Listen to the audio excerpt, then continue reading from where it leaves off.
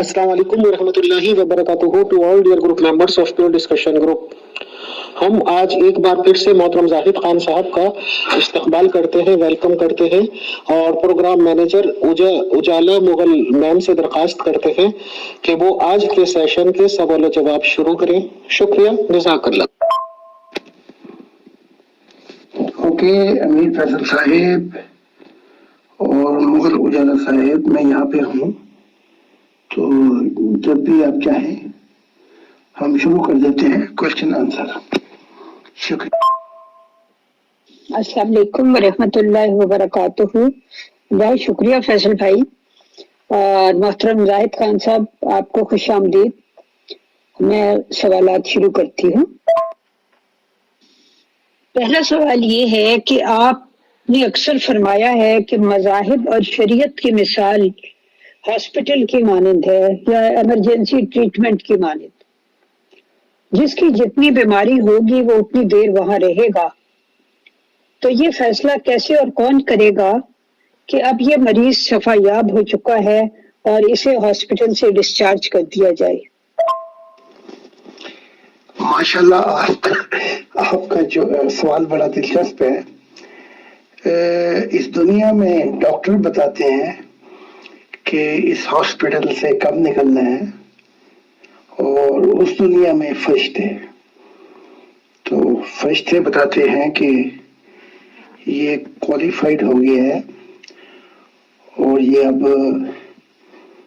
अगली दुनिया में जा सकता है, यानी कि डिमेंशन बाय डिमेंशन। तो ये निज़ाम कायम किया हुआ है फरिश्तों का, तो वो बताते हैं फिर, और क्वालिफिकेशन, और फिर कि अब ये इस काबिल है कि ये लोग, इसने अपना वक्त गुजारा है अपने डिमेंशन में और नीचे भी गई है, अच्छे इतने बड़ी मेहनत की है, अब इसको एक दुनिया आगे चली जाए, ऐसी रो।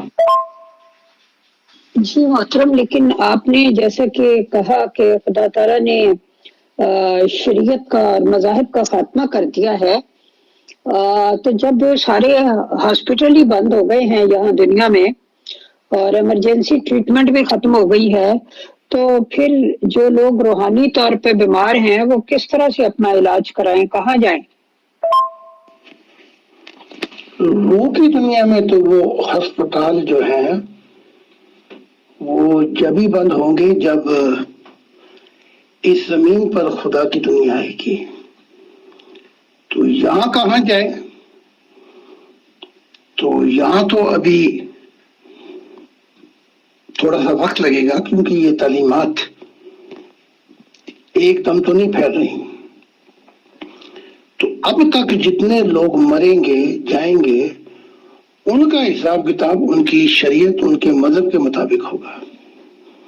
हाँ, ये है कि दूसरी तीसरी नस्ल के अंदर जब ये तालीमात फैल जाएंगी तो फिर उसमें आसानी हो सकती है, और जो जो खुदा की दुनिया आएगी वो अस्पताल भी बंद होते जाएंगे। तो इसके लिए बड़ा वक्त दरकार है, और जहाँ तक तालीमात नहीं पहुँचती वहाँ तक उसके अपने अमाल, उसकी अपनी नीयत, उसकी अपनी कोशिश के मुताबिक उसको जांचा जाएगा आखिरत में। सब लपेट देने से मुराद भी ये है कि वक्त लगेगा। जैसे आप हीटिंग चलाई हुई है, उसको बंद कर दें तो उसको ठंडा होने में वक्त लगेगा।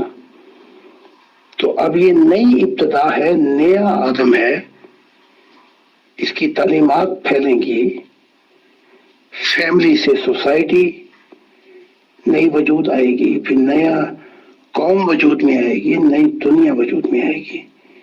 जैसे जो इराकी आदम आया था, उससे भी पहले फैमिली का खाना खराब हुआ, फिर सोसाइटी का खाना खराब हुआ, फिर कौम से लड़ती, और आज दुनिया में इस्लाम और ईसाईयत काफी हैं इस दुनिया को तबाह करने के लिए। काइन और हाबिल, ये दोनों काइन और हाबिल हैं, ये दुनिया को तबाह भी कर सकते हैं।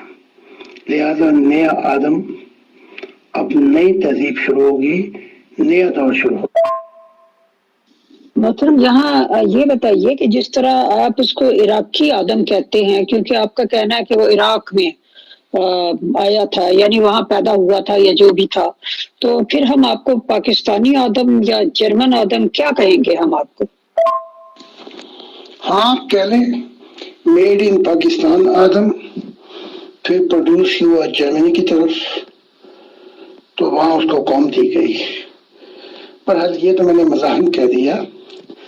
عراقی ہو یا پاکستانی آدم ہو، اگر وہ عراقی آدم خدا کی منشا پوری کر دیتا تو اسے کوئی عراقی آدم نہ کہتا، بلکہ اس کو انسانیت کا آدم کہا جاتا۔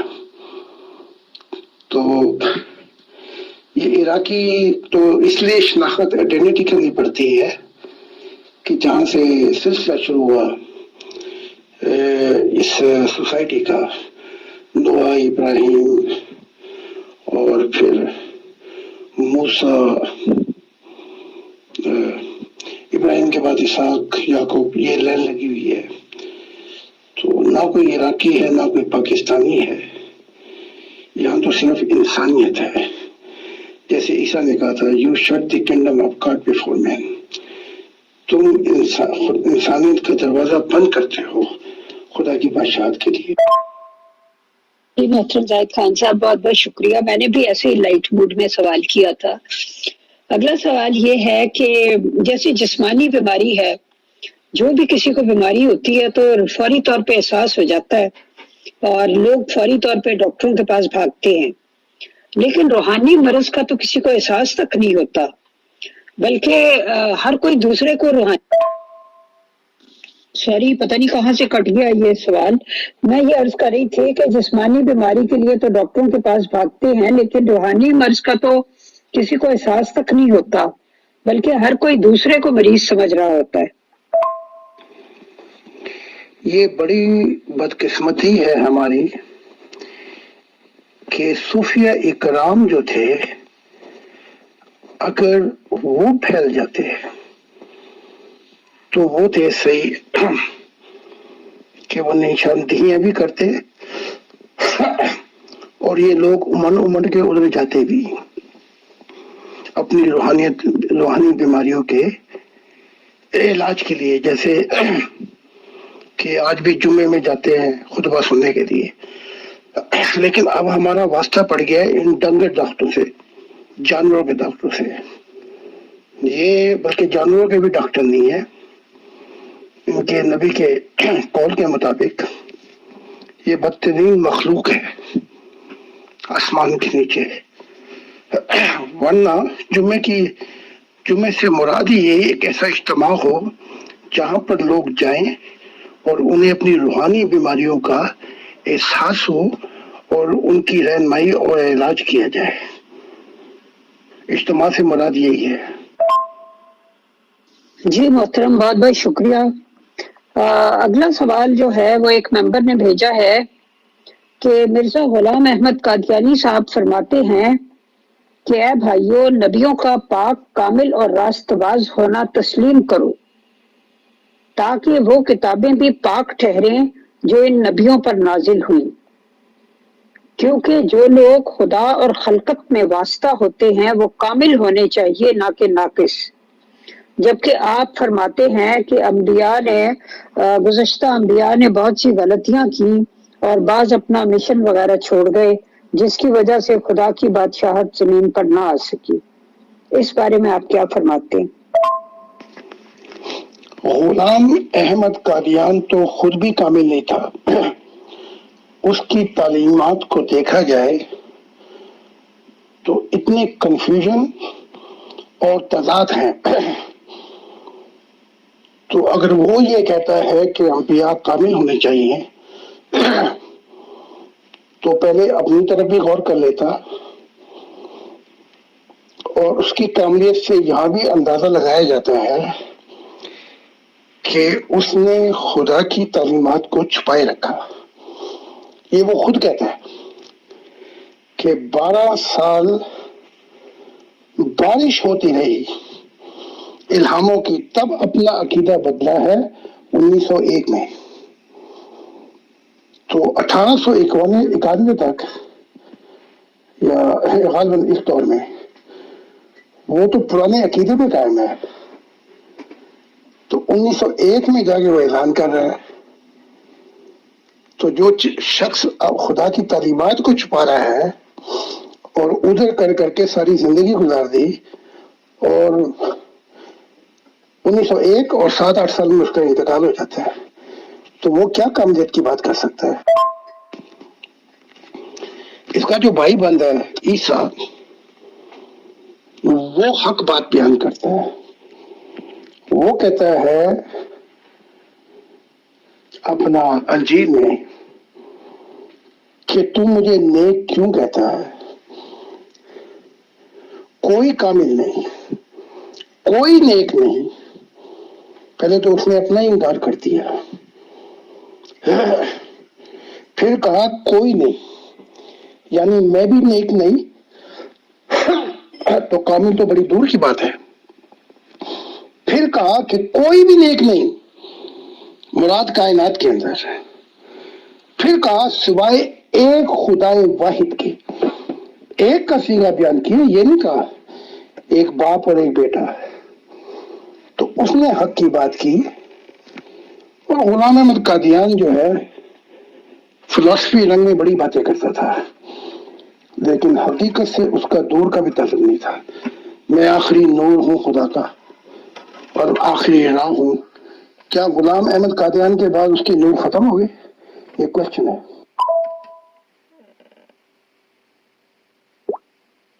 لیکن کیا ایسا ممکن نہیں کہ خدا تعالیٰ جس زمانے میں، جس دور میں جس کو بھی بھیجتا ہے، اس کے ساتھ جب ہم کلام ہوتا ہے تو اس کو یہی کہتا ہے، اس کا مطلب یہ ہوتا ہے کہ اس زمانے کے لیے تو آخری نور ہے یا آخری راہ ہے.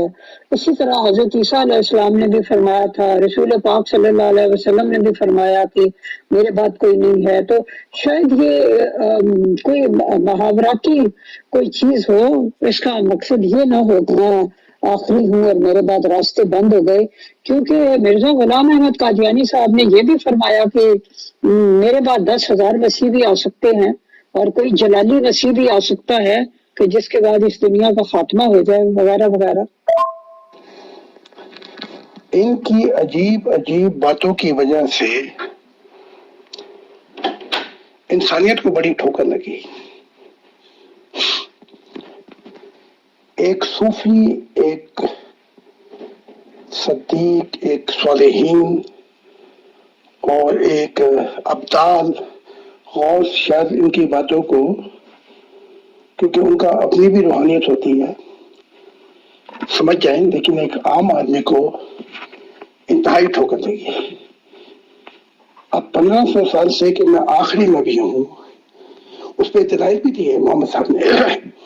اگر میرے بعد نبی ہوتا تو عمر ہوتا، اور میری مثال محل جیسی، اور بہت سی باتیں کی کہ جس کی ایک اینٹ کی کمی تھی وہ میں ہوں.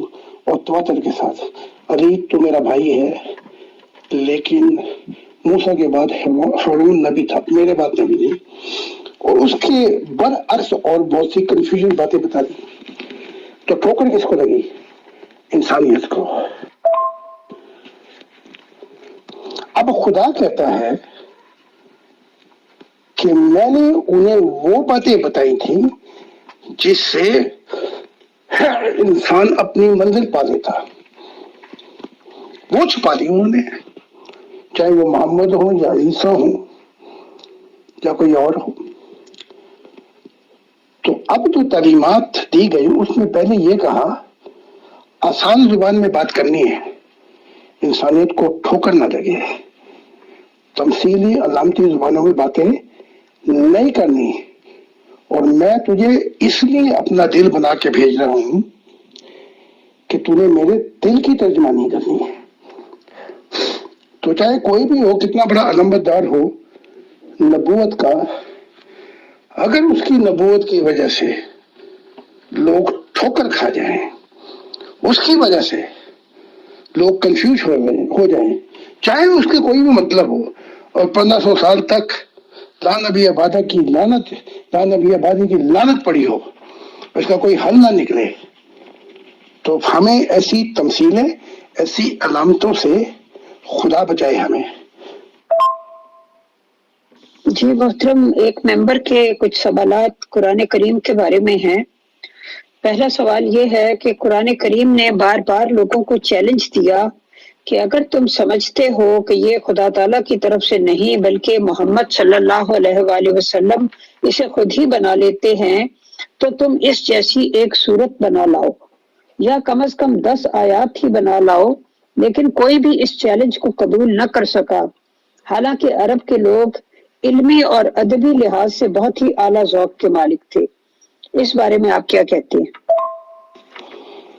मैं अपने मानने वालों से कहूंगा, वो इतने कॉन्ट्रडिक्शन इस कुरान में बयान कर सकते हैं, उनसे मैं कहूंगा और वहां प्योर डिस्कशन में लगा देंगे। एक छोटा सा कॉन्ट्रडिक्शन तो मैं बता देता हूँ। एक जगह कहा जा रहा है ला इकराह फिद्दीन, दीन में जबर नहीं। दूसरी जगह पर कुरान में कहा जा रहा है कि जब तक इस्लाम के अलावा कोई चीज कबूल की जाएगी तो ये खसारे में होंगे। तो दो जगह कॉन्ट्रडिक्शन आ गए। एक जगह कहा जा रहा है हदीसों में कि नबी नहीं आएंगे, एक जगह कुरान में कहा जा रहा है कि नबी आ सकते हैं। एक जगह कहा जा रहा है कि यहूदी सितारा परस्त और ईसाई जो भी अमल ईमान लाके आएगा उसका अजर खुदा के ज़िम्मे है। दूसरी तरफ जो है इस्लाम के सिवा कोई चीज कबूल नहीं की जा रही। कॉन्ट्रडिक्शन। और बाकी मेरे पास लिस्ट है, अगर आप कहेंगे तो मैं तजाद की निकाल के रख के आपके सामने रख दूंगा। तो एक छोटी सी आयत बना लाओ, पता नहीं ये किसकी तरफ इशारा है। या तो ये उन जाहिलों की तरफ इशारा होगा जो खुदा के मुनकिर हैं, लेकिन जो खुदा वाले हैं तो वो तो कुरान से भी अच्छी तालीमात ला सकते हैं। मंसूर बिन हलाज ने कहा था मैं इससे अच्छा कुरान पेश कर सकता हूँ, अच्छी तालीमात पेश कर सकता हूँ। और कुरान खुद चैलेंज करता है इस बारे में कि हम जो चाहे आयात मनसूख कर सकते हैं और उससे बेहतर पैगाम ला सकते हैं, और कोई नहीं कि जो खुदा को रोक दे। तो ये कहना कि कुरान के बाद कोई ऐसी सूरत ही नहीं आ सकती, ये गालिबन उन काफिरों के लिए जो इनकारी थे, वो जाहिल थे, जो इनकार पे तुले हुए थे, उनके लिए थी ये आयत, खुदा वालों के लिए नहीं। जी मोहतरम, आप ऐसा कीजिएगा कि प्रोग्राम के बाद वो जो आयात हैं जिनमें कॉन्ट्रडिक्शन है वो किसी से कहिएगा कि यहाँ पे लगा दे, तो शायद कोई लोग उसका जवाब देने को तैयार हो जाए।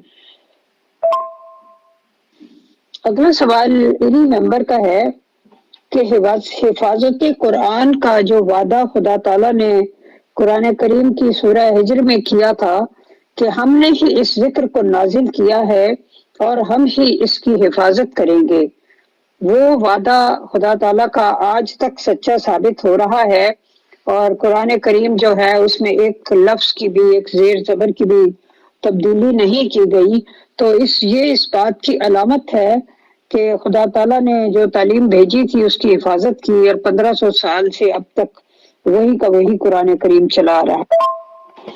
ये बात भी बिल्कुल ठीक नहीं है, बल्कि इसकी वीडियो भी लगा दी जाएगी, मुझे मेंबरों को बताना पड़ेगा, और वो पूरी लिस्ट के मुताबिक बताएंगे कि कहाँ कहाँ कुरान बदल चुका है और कौन कौन से अल्फाज बदल चुके हैं। ये भी बिल्कुल गलत है। या तो इनकी लैक ऑफ एजुकेशन है, लेकिन मैं कहूँगा अपने मेंबरों से कि वो वीडियो लगा दें, बल्कि मेरे पास भी है, मैं ही लगा दूंगा, सिर्फ देखनी पड़ेगी। उसमें बहुत से अल्फाज बदल गए हैं अरबी के, और बहुत सी चीजें कहते हैं ना कुछ भी नहीं बदलेगा, वो आपके सामने रख दी जाएगी और आप खुद देख लेंगे कि कितना कुछ बदला है कुरान में। जी अगला सवाल भी इन्हीं मेंबर का है और قرآن کریم کے بارے میں ہے.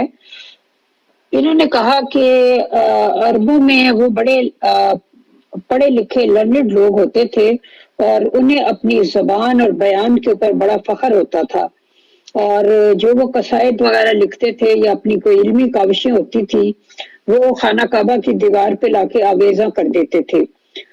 تو اس طرح ایک مسلمان نے جو رسول پاک صلی اللہ علیہ وسلم پر ایمان لا چکا تھا، اس نے سورہ کوثر جو تھی وہ جا کر خانہ کعبہ کی دیوار پر آویزاں کر دی اور کہا کہ اس کا چوتھا مصرع کوئی بنائے.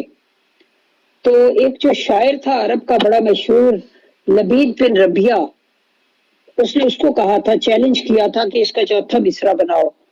تو جو آپ کو پتہ ہی ہے سورہ کوثر چھوٹی سی سورت ہے، تو انا اطعنا کل کوثر فصلی لربک کا ونہر انا شانئک کا هو الابتر. تو لبید نے اس کا نیچے چوتھی لائن یہ لکھ دی، ما ھذا قول البشر، یعنی یہ کسی بشر کا کلام نہیں ہے. سوری میری آڈیو کچھ لمبی ہو گئی. مقصد یہ تھا کہ اس نے وہ اتنا بڑا شاعر تھا اور یہ اچھی طرح پہچان سکتا تھا کہ کلام کی خامی اور خوبی کیا ہوتی ہے اور کیسا کیسا کلام اعلیٰ ترین انسان لکھ سکتا ہے. تو اس نے ان 3 لائنوں کے بعد یہ لکھ دیا کہ یہ کسی بشر کا کلام ہی نہیں ہے. تعلیمات جب آتی ہیں تو اس کا معیار شاعر نہیں ہوتا. تعلیمات جب آتی ہیں اس کا بیان ظاہر بھی نہیں ہوتا. اس کو روحانیت میں جانا جاتا ہے، سمجھا جاتا ہے، اور وہ روحانیت بھی مکمل نہیں ہوتی جب تک اس میں مشاہدات اور تجربات نہ آ جائیں.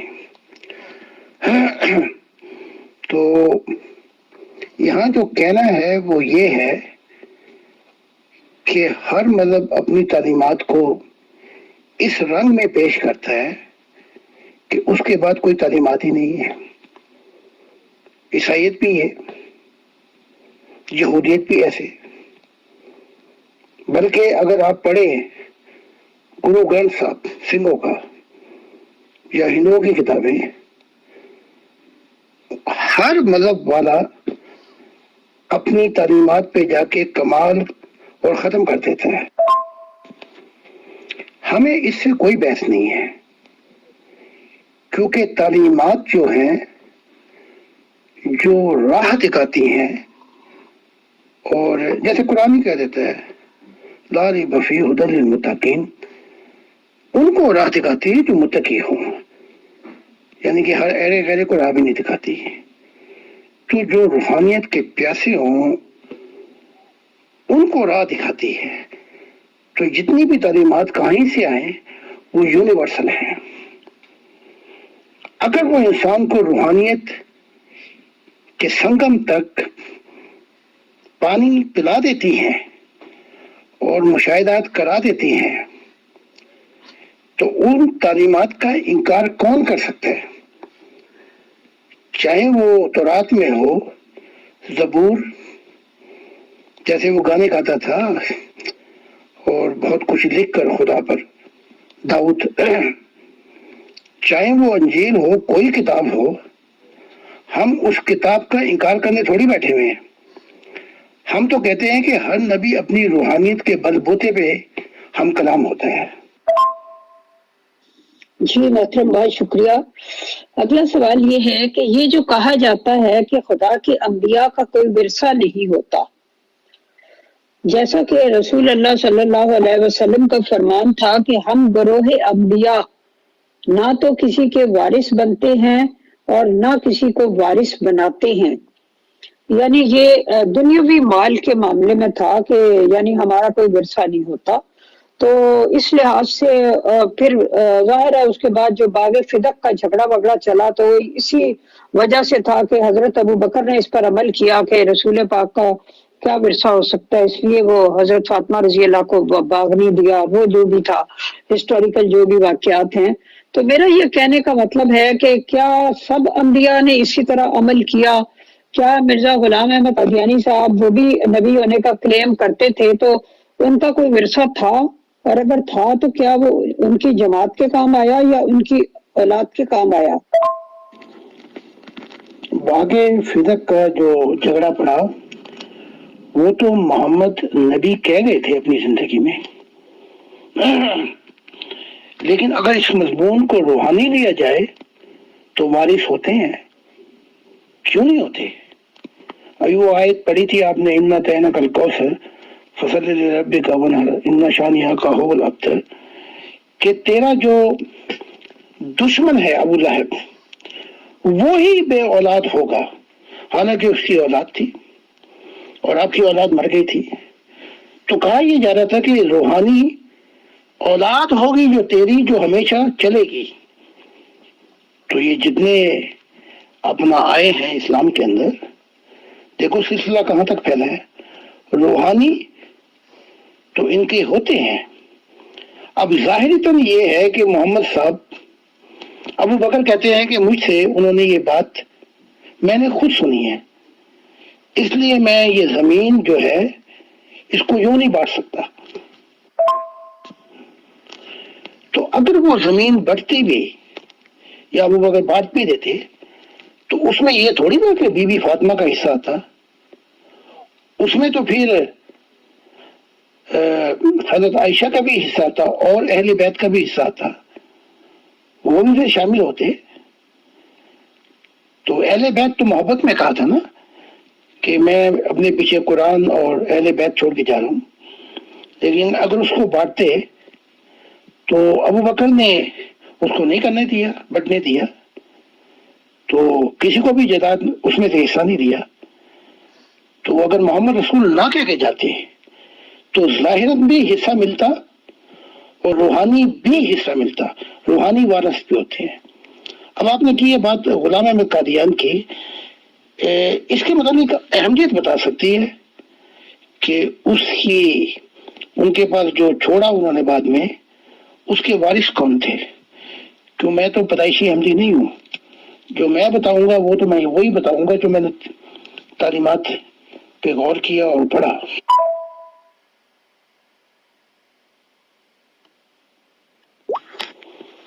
ہاں میں یہ سمجھتا ہوں کہ جو کچھ پیچھے چھوڑا اس میں سے بیویوں کو بھی حصہ ملا، محمود کو بھی حصہ ملا، اور وہ ایسی کوئی نصیحت نہیں تھی جیسے محمد صاحب کر گئے تھے، اور بلکہ اتنا صلہ ملا وصیت میں کہ خلافت تک گھر کی لونڈی ہو گئی، یعنی اس سے کوئی باہر نکل ہی نہیں رہا۔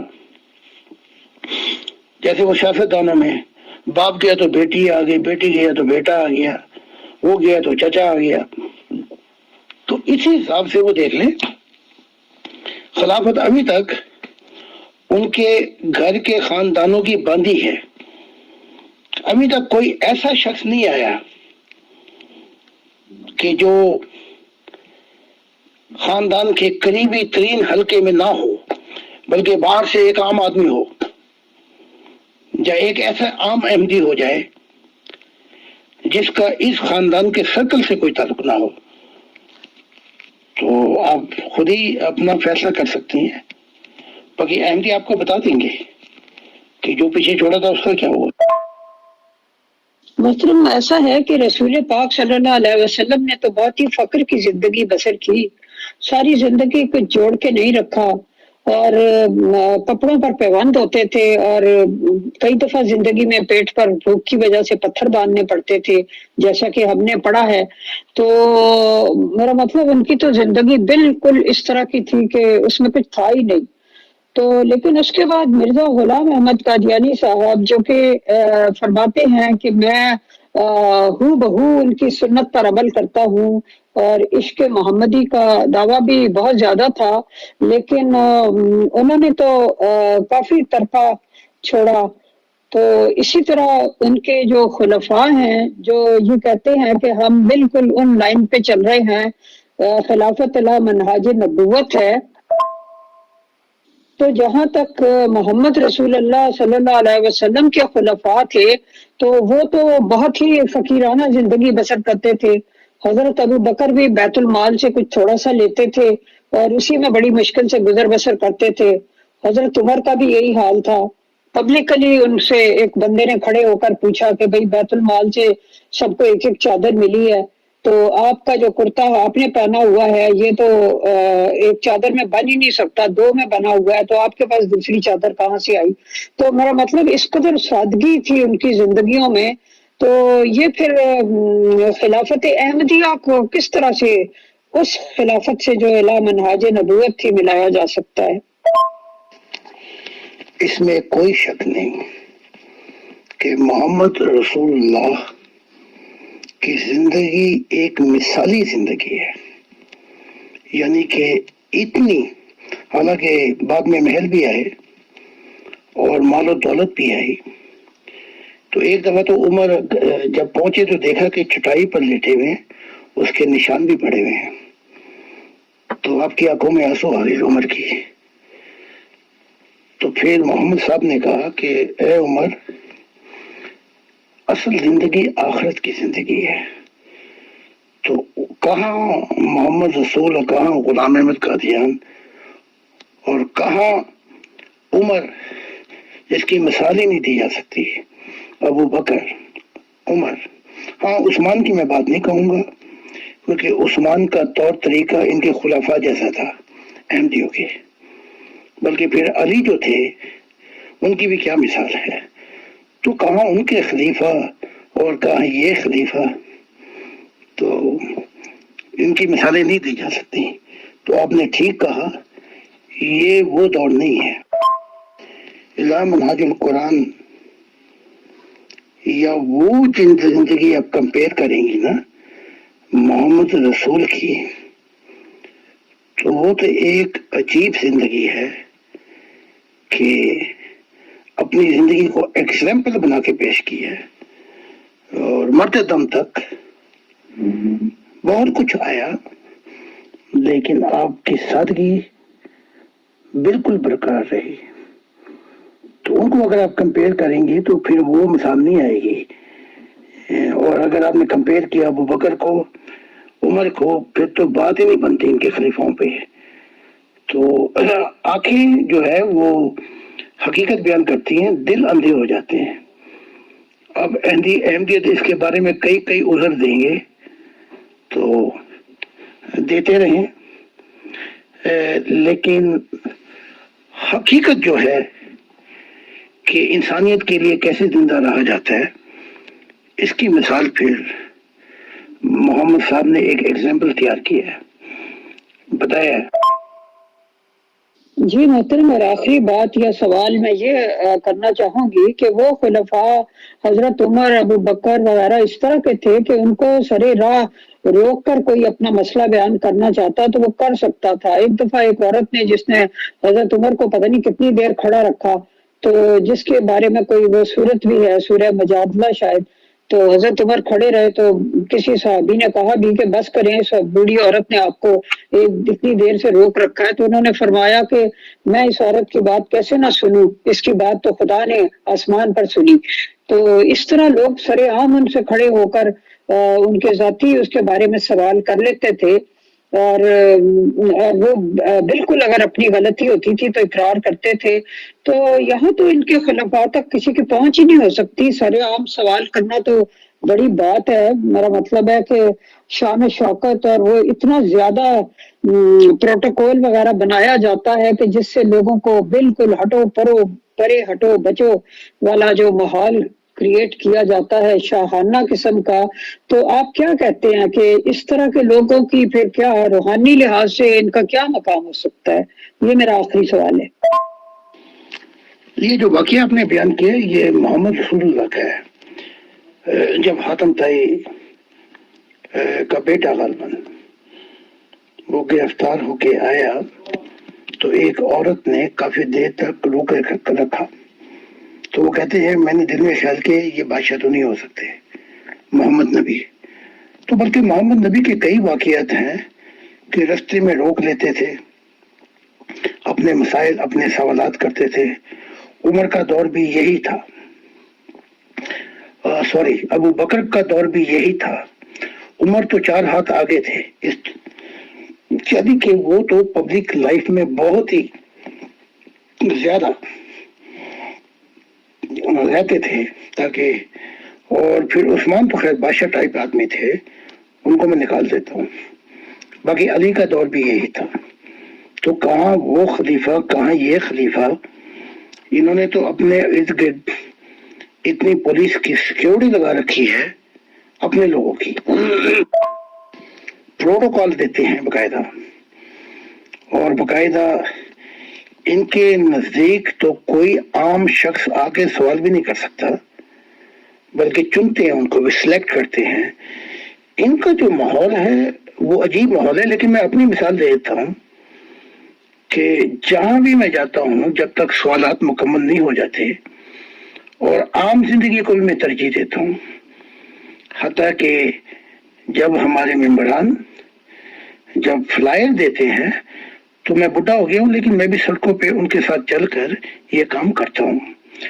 اور اس سے زیادہ جب میں نے 20-20 ہزار 10-10 ہزار لوگوں کے سامنے بولتا ہوں، تو اس کے باوجود بھی میں جب وہ ختم ہو جاتی ہے ریلی تو میں وہاں کھڑا رہتا ہوں کہ کوئی عام آدمی ہر قسم کا سوال پوچھ سکتا ہے.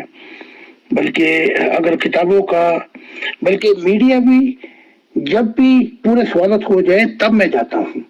تو میں ایک عام زندگی کو بڑا ترجیح دیتا ہوں، اور میں نہیں چاہتا کہ ایک دور آئے کہ میرے ارد گرد ایسے حلقے بن جائیں کہ میں عام انسان تک نہ پہنچ سکوں اور خدا مجھ سے ناراض ہو.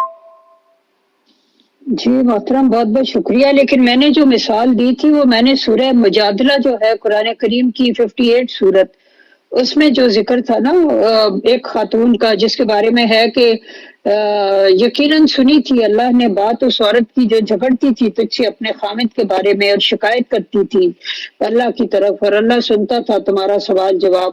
تو وہ میں نے اس آیت کی، اس صورت کی مثال دی تھی. تو وہ خاتون حضرت عمر کے دور تک زندہ تھی، اور اس عورت نے حضرت عمر کو روک لیا تھا. چلے خیر، یہ میں نے وضاحت کر دی.